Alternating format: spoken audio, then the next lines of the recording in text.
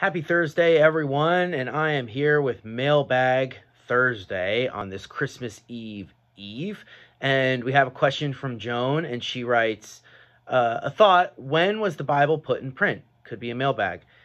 This is a great question because we often take the Bible in print for granted, and we take the Bible in our vernacular, that means spoken language, everyday language, for granted as well. That was not the case for a large portion of Christian history, and in some places still isn't the case, because there are still services that go on in certain traditions of the church where people who are there can't understand what anyone is saying because it's in an ancient language that no one speaks anymore.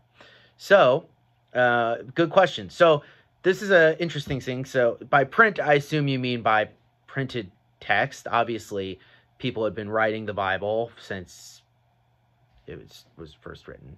And so you have people writing it for a long time and copying it, right? Manuscripts, that's how we have a lot of our first things, right, is manuscripts, things by monks and by copiers and things like that who keep the Bible alive for a lot of time and translate things, and those are all great. But the very first Bible that is put in print in what we would call a book form, right, like this, codex, was the Gutenberg Bible, which is in 1455.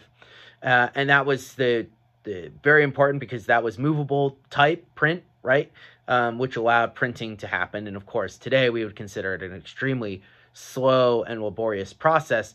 But compared to writing everything out by hand and doing that 10,000 times, it was much easier to do it once and then stamp it a bunch, right? So you have the Gutenberg Bible, which is 1455, and that's in the Latin Vulgate, which was the Bible of the late classical period and the Middle Ages for what we would call Western Europe, right? Like places like France and Germany and England and, Spain and everywhere under the sway of the Pope, basically, in the Latin, what we call the Latin tradition, which is where we come out of, was all under the Vulgate, which is why, I took Latin and stuff like that, because that was the language of the church back then, so I can read documents and stuff like that.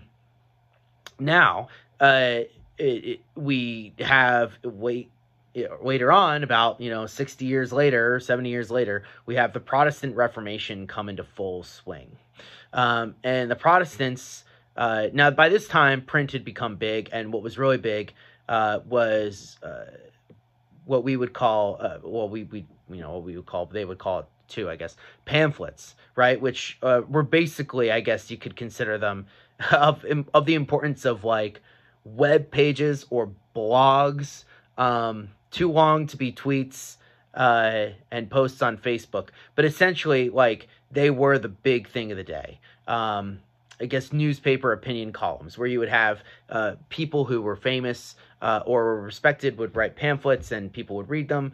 And a lot of times they were satirical, but they were always written in the vernacular, most of them. Some of them were written in Latin, but a lot of them started to be written in the language that people spoke. So you got German and English and French and things like that.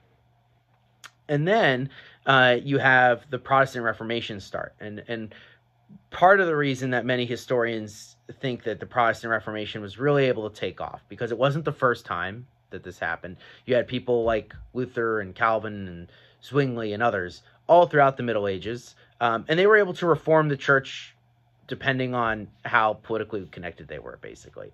But now you have a popular movement really from the ground up, because you have the printing press, which is able to get their pamphlets out to people. So you have people, sending out Luther's pamphlets, sending out Zwingli's pamphlets, and people who can reading it to the whole town square. I think in American history, the closest you can get is actually when the Declaration of Independence was written, right? You had it printed out and sent to a bunch of places. And if you travel along the East Coast of the United States, you can actually see plaques in some towns where it'll be like, in the center of the town, it'll be like, this is the spot where the Declaration of Independence was read, right? It was like that. So people would get up and they would read these pamphlets to people. Now, Luther was really the first to do a translation of the Bible into the vernacular that was widely read by a lot of people, and was printed, because you had people in the past do translations into the normal language. I have one over there called the Wycliffe Bible, which was written in the 1300s by John Wycliffe, which is very early English, like modern English. So if you pick that up, you can kind of read it if you say it out loud, but if you just look at it, it's kind of hard. But that wasn't printed, right? That was written out and copied by people. And so you have Luther doing that with German, the Lutheran Bible, and that's in 1522, and he does the New Testament, and then he does the Old Testament.